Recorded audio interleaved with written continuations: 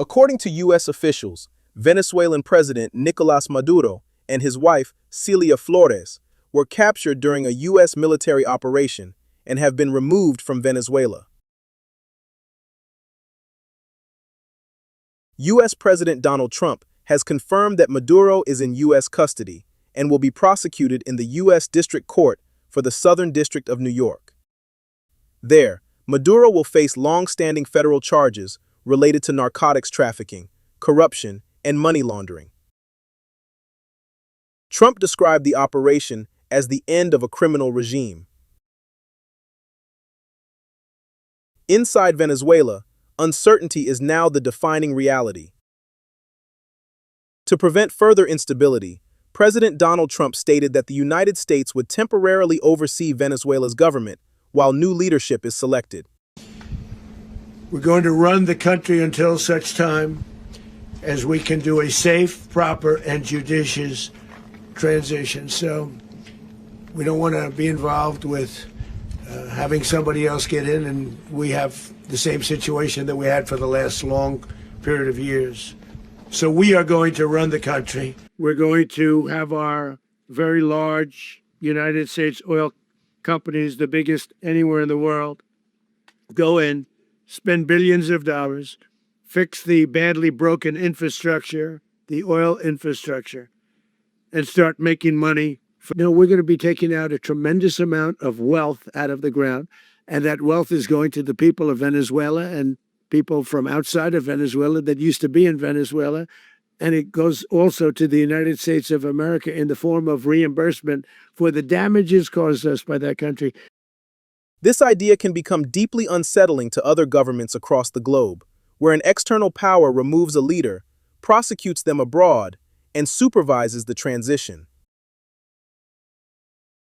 Del mundo están sencillamente impactados de que sea la República Bolivariana de Venezuela víctima y objeto de un ataque de esta naturaleza que tiene sin duda alguna tinte sionista. Es realmente vergonzoso. Lo dijo nuestro padre libertador en la Carta de Jamaica.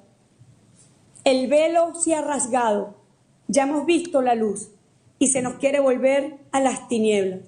Se han roto las cadenas, ya hemos sido libres y nuestros enemigos pretenden de nuevo esclavizarnos. Si hay algo que el pueblo venezolano y que este país tiene muy claro, es que jamás volveremos a ser esclavos. Se activa toda Venezuela y el decreto que ya fue suscrito por el presidente Maduro, único presidente de Venezuela. Hay un solo presidente en este país que se llama Nicolas Maduro Moro. For small Caribbean states like Jamaica, this raises uncomfortable questions. One of the biggest is sovereignty, the right of countries to govern themselves. If powerful nations such as the United States can remove leaders and decide what happens next, small countries have to ask whether that kind of power could one day be used against them as well. Trinidad and Tobago has moved quickly to distance itself from the U.S. operation in Venezuela. Prime Minister Kamla Persad-Bissessar has said limited logistical access was recently granted to the United States. She has said this decision was made to allow aircraft to pass through Trinidad's airspace to land and to allow for refueling purposes only. She has denied any further involvement with the U.S. and Venezuela conflict. Due to Trinidad's close proximity to Venezuela and its deep energy and migration ties, even the perception of cooperation carries risks, including strained diplomatic relations with Venezuela, potential threats to shared energy projects, heightened security concerns such as retaliation, and increased migration as Venezuelans flee economic or political instability. President Irfan Ali of Guyana announced that his country activated its national security systems and was closely monitoring developments. This response is especially significant because Venezuela, under Maduro, had aggressively revived territorial claims over Guyana's Essequibo region. Under the Andrew Holness administration, Jamaica took a careful and practical approach toward the government of Nicolas Maduro. Jamaica did not strongly support Maduro politically during Venezuela's political, economic, and humanitarian crisis, which included a disputed presidential election, widespread economic collapse, and international disagreement over the country's leadership.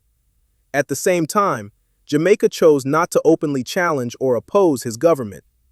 This middle ground position reflected Jamaica's foreign policy emphasis on maintaining dialogue, non-intervention, and regional stability. In 2019, the Holness administration closed Jamaica's embassy in Venezuela, scaling back direct diplomatic engagement while still avoiding a complete break in relations. For Jamaica, one of the most important connections to Venezuela was through the Petro-Caribe Agreement, started by Hugo Chavez and continued under Maduro. Through this program, Venezuela sold oil to Jamaica at discounted prices and allowed delayed payments, which helped Jamaica use the savings for housing, roads, schools, and social programs, helping to support and stabilize the Jamaican economy during difficult times. Instability in Venezuela could potentially lead to increased Venezuelan migration to other countries. Rising fuel prices could directly affect the cost of transportation, electricity, and food across the Caribbean. Tourism, a major contributor to GDP for many countries in the Caribbean and South America, could also be affected if Venezuela becomes severely unstable. Jamaican leaders have participated in an emergency CARICOM meeting where the situation in Venezuela was described as one of grave concern to the region. Do you think the U.S. made the right move by removing Maduro? And do you think CARICOM is strong enough to protect the interests of small Caribbean countries? Leave your thoughts in the comment section, and don't forget to like, share, comment, and subscribe.